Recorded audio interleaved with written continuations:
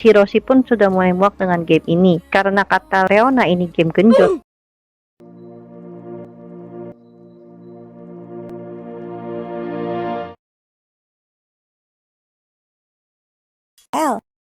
Halo teman-teman yang saya cintai tapi nggak mencintai saya. Jumpa lagi dengan saya El di Curhatan El. Teman-teman, kali ini El akan membawakan anime dengan nuansa yang sangat-sangat berbeda karena teman-teman sudah menunggu sangat-sangat lama. Kali ini El akan membahas anime yang berjudul Kyokyu Shinkashita. Anime ini bertema thriller horor ya teman-teman. Jadi bagi yang parnoan sebaiknya tutup videonya. Anime ini bercerita tentang seorang gamer yang bernama Hiroshi. Ia sedang dinasihati oleh gurunya agar Hiroshi mengurangi waktu bermain gamenya dan fokus kepada masa depannya. Setelah itu ia bertemu dengan temannya yang bernama Takafumi. Ia pun mengajak berolahraga, namun Hiroshi tak mau. Sepulangnya dari sekolah, ia bertemu dengan pemalak dan Hiroshi pun memberikan uangnya. Setelah itu, ia pergi menuju toko game. Ia hendak memberi game finalizing quest kedua-dua, namun sepertinya uangnya tak cukup. Ia pun mengira bahwa ia tidak sengaja memberi uang ke pemalak itu sekitar 1,2 juta rupiah. Setelah itu, Hiroshi pun pulang dan ia melihat ada toko game kecil. Ia pun datang dan bertemu dengan penjualnya yang bernama Reona. Hiroshi menanyakan game yang ia cari, namun sepertinya toko itu tak menjualnya. Reona pun memberi saran bahwa ada game yang lebih bagus yaitu Kiwame Quest. Meskipun kecewa, Hiroshi pun mencoba game VR MMO ini. Setelah login di dalam gamenya sungguh sangat realistis, di mana kita bisa merasa sakit seperti di dalam dunia nyata. Lalu Hiroshi dikejutkan oleh NPC yang bernama Alicia dan kakaknya yang bernama Martin. Di quest pertama ini, ia diminta untuk pergi ke kota Flora. Hiroshi pun menanyakan kepada dua temannya tersebut, di manakah kota Flora. Kedua temannya pun terkejut. Mereka memberitahu bahwa jangan keluar dari kota Tet, karena kota Tet telah dilindungi dari pasukan goblin. Kalau kamu keluar, pasti pasukan goblin akan memangsamu. Namun Hiroshi menganggap remeh. Emang apa yang bisa dilakukan para goblin? Martin pun merasa kayaknya ada yang salah dari diri Hiroshi. Ia pun memukul Hiroshi. Dan Hiroshi pun sangat kesakitan. Lalu Martin pun bilang, aku pukul saja kamu kesakitan, gimana lawan goblin? Hiroshi pun tak terima, ia pun membalasnya, namun ia tak sengaja membunuhnya. Hiroshi pun kabur dan ia dikejar oleh Alicia. Pada tempat persembunyiannya ia bertemu dengan Reona. Reona berwujud seperti pixie, dan tugasnya adalah sebagai support untuk Hiroshi. Reona bilang bahwa di game ini kamu bisa melihat titel atau gelarmu melalui kalung yang kamu pakai. Reona kaget saat melihat kalung itu. Ternyata Hiroshi adalah best friend killer karena ia telah membunuh Martin. Dan karena itu pun Hiroshi menjadi buronan kota Tet. Reona bercerita bahwa untuk namatin game ini kamu harus bertanya kepada sesepuh game di sini. Ia sudah bermain Kiwame Quest selama 10 tahun. Ia pun dulunya membunuh sahabatnya sendiri. Karena Hiroshi menjadi buronan, Reona menyuruhnya untuk membeli pakaian. Setelah itu ia dikagetkan dengan kedatangan Alicia yang ingin membunuhnya. Alicia pun berhasil melukai Hiroshi, namun Reona mendistract Alicia dan Hiroshi pun kabur. Setelah berhasil kabur, ia mencoba logout dari game dan ternyata gagal. Game ini tidak diperbolehkan untuk logout ketika player berada di mode battle, yang artinya Alicia masih berada di dekat Hiroshi. Untunglah ia berhasil kabur dan logout. Ia pun melanjutkan kehidupan realnya di sekolah. Dan setelah pulang sekolah, ia melanjutkan gamenya lagi. Hiroshi mencoba untuk menggunakan herb yang biasa digunakan di game RPG untuk mengobati atau menambah HP. Namun ia bingung gimana cara makainya. Karena game VR MMO zaman sekarang menjunjung tinggi realistis. Pemakai herb itu pun tak sesimpel game jadul atau zaman dulu. Lalu datanglah seseorang dan ia membantunya untuk memakai herb tersebut. Ternyata ia adalah Ginji. Ginji pun bercerita bahwa game ini realistis banget. Fisikmu di dunia nyata akan berpengaruh di sini. Ia bercerita bahwa ada seorang pro player yang bernama Kamui yang mempunyai intelijen dan kekuatan luar biasa. Namun setelah ngobrol panjang lebar, Ginji membuka jubah Hiroshi dan berteriak bahwa buronannya di sini. Setelah itu Hiroshi pun dipenjara. Bahkan saat ia dipenjara, ia dihantui oleh Martin. Ia pun ketakutan. Untunglah Mizarisa, seorang penyelidik di penjara di situ, datang dan menolongnya dari hantu itu. Mizarisa pun memulai penyelidikannya. Tetapi penyelidikan itu terhenti karena ada seorang sipir yang menghentikannya. Hiroshi pun sudah mulai muak dengan game ini karena kata Leona ini game genjot. Tapi mana genjotnya? Yang ada aku dibuat ketakutan dengan bermain game ini. Pada masa lalu, Hiroshi adalah seorang pelari maraton yang hebat, namun ia melakukan kesalahan. Ketika banyak tim besar yang sangat ingin melihat skillnya, bahkan mungkin merekrutnya sebagai talent. Di sisi lain, adik kandung Hiroshi yang bernama Kaede, ia menyemangati Hiroshi bahwa masih ada hari esok untuk memperbaiki ini semua. Namun Hiroshi pun marah dan ia bilang akan pensi jadi pelari. Sejak saat itu, Kaede mulai membenci kakaknya karena ia sebetulnya sangat membangga-banggakan dia di depan teman-temannya. Namun kok mentalnya keok banget. Di sisi lain pula, Hiroshi yang sangat kesal dengan game ampas ini, ia berniat untuk mengembalikannya kepada Reona. Namun Reona menolak. Ia menunjukkan seseorang yang satu-satunya bisa namatin game ini. Ia bernama Kamui. Dia adalah anggota dewan. Reona bilang kepada Hiroshi, siapapun orang yang berhasil tamatin game ini selain Kamui, ia akan menikahinya. Reona pun menunjukkan pada Hiroshi bahwa Kamui telah membuatkan walkthrough untuk menamatin game ini. Hiroshi pun mulai bersemangat lagi untuk namatin game ampas ini. Lalu ia melanjutkan gamenya. Dimulai dari seorang sipir penjara yang membawa Hiroshi kepada kepala penjara. Ia bernama Tesla. Tesla bermaksud untuk membebaskan Hiroshi dari penjara. Meskipun ia sudah bebas dari masa tahanan, namun rakyat sekitar masih belum menerima akan keputusan itu. Dan lagi Alicia juga pasti akan mengejarnya. Lalu Reona menyuruh Hiroshi untuk membeli bom asap agar dapat kabur ketika Alicia mengejarnya. Reona menyuruhnya bekerja, namun Hiroshi ditolak karena telah menghina pekerjaan yang akan diambilnya. Tak ada cara lain selain meminjam uang kepada Ginji. Sesampainya di bar tempat Ginji berada, Reona meminta agar Ginji meminjamkan uang kepada Hiroshi. Namun Ginji tak memberikannya, sehingga terjadi pertarungan di sana. Hiroshi pun menang melawan Ginji, dan Reona pun menyuruh agar Ginji membayar kekalahannya dengan uang. Dengan begitu Hiroshi dapat membeli bom asap. Sesuai yang disarankan oleh Kamui, bahwa ada pedang yang berada di rumah pertamamu ketika memainkan game ini. Hiroshi dan Reona pun bermaksud mengambilnya, namun Alicia pun ada di sana. Alicia masih sangat dendam kepada Hiroshi dan mencoba membunuhnya lagi. Hiroshi pun melemparkan bom asap. Namun karena game ini terlalu realistis, Hiroshi tidak dapat mengaktifkan bom asap tersebut tanpa korek api. Hiroshi pun mulai panik. Untunglah Mizarisa datang dan membantu Hiroshi. Namun Mizarisa tak mampu mengalahkan Alicia. Hiroshi pun teringat akan saran dari Kamui bahwa kamu tidak akan bisa memenangkan pertarungan ini dengan berkelahi. Kamu harus berpikir, kira-kira apa yang dapat membuat hati teman masa kecilmu itu luluh. Setelah mengalahkan Mizarisa, Alicia siap untuk membunuh Hiroshi, dan Hiroshi mengatakan bahwa ia sangat mencintai Alicia. Alicia yang mendengar hal itu pun mulai mengurungkan niat membunuhnya. Alicia malah kesal dengan Hiroshi. Setelah itu pun Alicia kabur. Hiroshi yang mulai lelah dihantui oleh Martin, ia pun pergi ke pohon Kenura, tempat di mana ia telah membuat janji dengan Martin.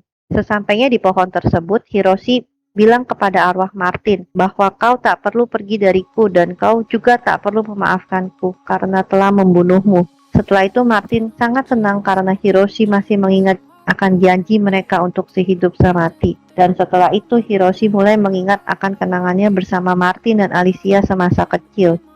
Lalu Martin pun kini dapat hilang dengan damai. Hiroshi dan Reona dikagetkan dengan terbakarnya kota Tet, lalu mereka pergi ke toko penempah. Hiroshi pun menanyakan tentang hal yang menyebabkan kebakaran tersebut. Ternyata kebakaran itu diakibatkan oleh para goblin. Meskipun seharusnya kota Tet itu aman dari serangan goblin, namun karena parit yang melindungi kota dari goblin telah kering, setelah itu penempah itu pun kabur. Hiroshi melihat adanya goblin yang sedang menyerang anak kecil. Karena Hiroshi tak mungkin mengalahkan goblin itu, ia yang sebagai atlet lari berlari dengan cepat untuk menyelamatkan anak itu. Dengan tiba-tiba kecepatan Hiroshi menjadi sangat cepat. Namun para goblin itu masih bisa mengejarnya. Hiroshi dan anak itu pun terkepung. Untunglah Tesla datang dan mengalahkan para goblin itu. Setelah itu Hiroshi log out dari gamenya. Dan ia menonton walkthrough dari Kamui lagi. Bahwa ada banyak cara untuk keluar dari kota Tet dan menuju kota Flora. Cara yang paling mudah yaitu kamu harus melakukan request dari warga kota Ted dan mendapatkan reputasi yang baik dari warga. Lalu kamu akan mudah mendapatkan izin dari sang ratu untuk keluar dari kota Ted. Lalu cara yang paling sulit yaitu kamu mengikuti event serangan goblin. Di event tersebut kamu bisa bergabung dengan pasukan tentara bayaran kota Ted. Kamui pun memberikan tips agar mudah melalui 5 hari pelatihan tentara yang mematikan. Setelah itu, Hiroshi login ke dalam game. Tesla mengajak Hiroshi untuk menemui ratu bernama Govern. Dan setelah bertemu dengan Govern, Tesla membawa Hiroshi ke pelatihan pasukan tentara. Ia dipandu oleh Bob, dan pasukan tentara itu juga kedatangan 2 member baru yaitu Granada dan Palu. Tiba-tiba Hiroshi dihampiri oleh wanita yang bernama Katie. Ia adalah pengantar anak kecil yang diselamatkan oleh Hiroshi beberapa hari yang lalu. Pada pelatihan pertama, Hiroshi berlatih tanding dengan Amos si pelatih. Hiroshi pun kalah dengan mudah dalam pertandingan ini. Sepertinya 5 hari pelatihan ini akan menjadi sangat sulit untuk dilalui. Dan di hari kedua, Hiroshi mulai ditindas oleh Granada dan Palu. Setelah itu, Katie pun mulai mengajarkan Hiroshi tentang cara mengayun pedang. Lalu keesokan harinya, Hiroshi berlatih tanding dengan Granada. Ya, hasilnya sudah pastilah ya. Hiroshi pun kalah dengan sangat mudah. Bahkan ia pun dipalak oleh Granada dan Palu. Hiroshi pun berpikir bahwa kehidupannya di dunia nyata tidak ada bedanya dengan di game. Pada hari keempat, Hiroshi masih belum bisa memenangkan latihan tanding melawan pelatih. Lalu Granada dan Palu meminta uang pada Hiroshi, tetapi Hiroshi tak memberikannya. Palu pun kesal dan bertarung dengan Hiroshi. Hiroshi tak bisa berbuat apa-apa. Katie melaporkan pada pelatih bahwa ada yang sedang berkelahi, namun pelatih itu menghiraukannya. Lalu Granada dan Palu meninggalkan Hiroshi menuju kamarnya. Namun sepatu Granada tiba-tiba hilang. Seluruh pasukan pun ikut mencarinya. Ternyata sepatu itu berada di selokan. Tak lama sesudah itu pun pedang Granada juga hilang. Namun setelah pedang itu ditemukan, Granada malah menuduh bahwa Hiroshi lah pelakunya. Para pasukan lain pun tak terima karena Hiroshi ikut membantu Granada untuk mencari pedangnya. Malah dituduh. Semua pasukan pun mulai mengucilkan Granada. Bahkan Palu pun juga mengucilkan dia. Keesokan harinya, Amos si pelatih mengabarkan bahwa Granada mengundurkan diri dari pasukan tentara ini. Namun Tesla tiba-tiba datang dan memberikan surat kepada mereka bahwa Amoslah yang telah menyembunyikan sepatu dan pedang milik Granada. Dan di surat itu pun tertulis bahwa yang menulisnya adalah Palu. Palu dan Amos pun membela diri bahwa bukan merekalah pelakunya. Lalu Tesla menanyakan kepada pasukan, apakah pantas Amos menjadi pelatih kalian? Dan tidak ada seorang pun yang membela Amos. Sehingga akhirnya Amos pun dicopot jabatannya sebagai pelatih. Para pasukan yang dulunya mengucilkan Hiroshi mulai berteman dengan Hiroshi. Lalu sesampainya di kamar, Reona memberitahu Hiroshi bahwa ia telah melakukan semua ini untuk membalaskan dendam kepada semua orang yang telah menyakiti Hiroshi. Dan Reona berterima kasih kepada Hiroshi karena ia mau melanjutkan game ini. Reona pun serius bahwa siapapun yang bisa menyelesaikan game ini setelah Kamui, ia akan menjadi suami Reona. Reona mengaku kepada Hiroshi bahwa 10 tahun lalu ia bertemu dengan Kamui. Ia pun hendak mendekati Kamui. Namun Kamui menolaknya karena ia tak suka dengan Kiwi yang berdada meleweh-leweh. Maka dari itulah Reona sangat dendam dengan Kamui dan akan memamerkan calon suaminya nanti kepada Kamui bila ada orang yang berhasil namatin game ini. Pada malam harinya, Hiroshi bertemu dengan Tesla.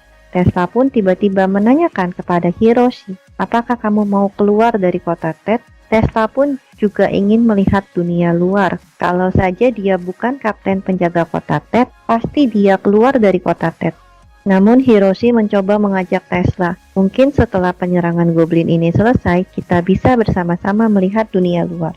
Dan Tesla pun menyetujuinya. Dan tibalah hari di mana penyerangan goblin itu dimulai. Tesla mengumpulkan seluruh pasukan tentara bayaran kota Ted. Dan hal yang sangat mengejutkan, pengganti Granada dan Palu adalah Miza, Risa, dan Alicia. Hiroshi pun kaget, bahkan mereka bertiga pun menjadi satu tim. Lalu Tesla menyuruh mereka bertiga ke distrik timur. Di tengah perjalanan, mereka mendapati adanya pencuri. Untunglah Alicia berhasil mengalahkan pencuri itu. Ternyata ada lagi pencuri lain yang sangat banyak. Mereka semua berkeliaran di kota Ted. Lalu Hiroshi bertanya kepada pencuri itu, "Di mana bosmu?"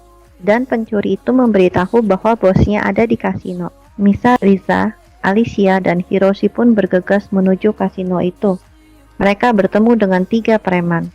Misa, Riza, dan Alicia pun menghadapi mereka. Sedangkan Hiroshi menyelamatkan para sandera.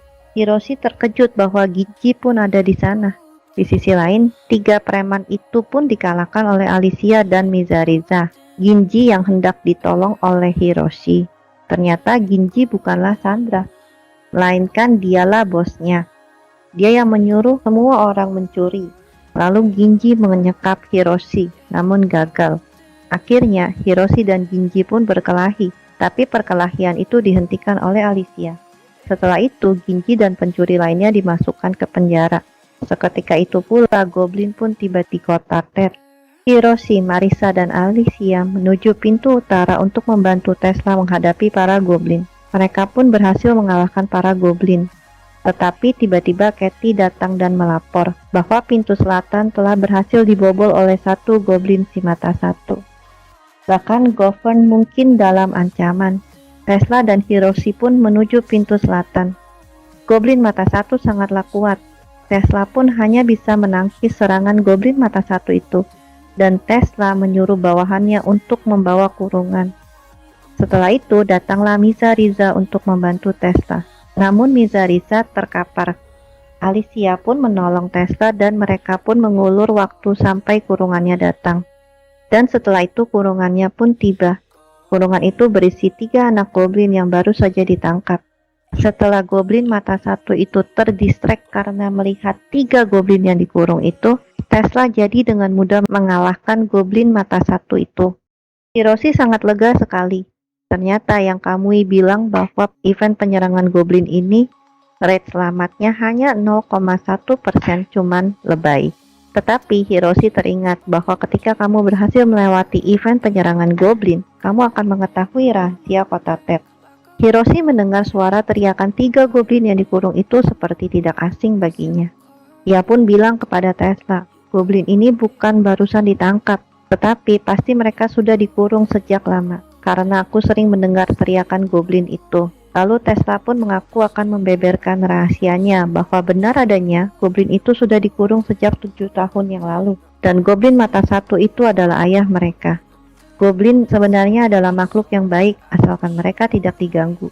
Tesla sengaja membuat Goblin marah agar menanamkan ketakutan pada warga kota Ted, agar semua warga tak ada yang meninggalkan kota Ted, karena ada ancaman Goblin di luar sana. Dan setelah selesai berbicara, Tesla akan membasmi semua orang yang mengetahui rahasia ini, termasuk Hiroshi. Dan Hiroshi pun sadar, rate keselamatan 0,1% baru dimulai sekarang. Oke teman-teman, segitu aja alur cerita dari El kali ini. Anime ini sebetulnya belum selesai, dan kalau teman-teman suka dengan tipe anime kayak gini, tolong di like ya teman-teman, dan jangan lupa subscribe dan loncengnya. Nanti kalau like-nya banyak, nanti El akan membahas endingnya di konten selanjutnya. See you!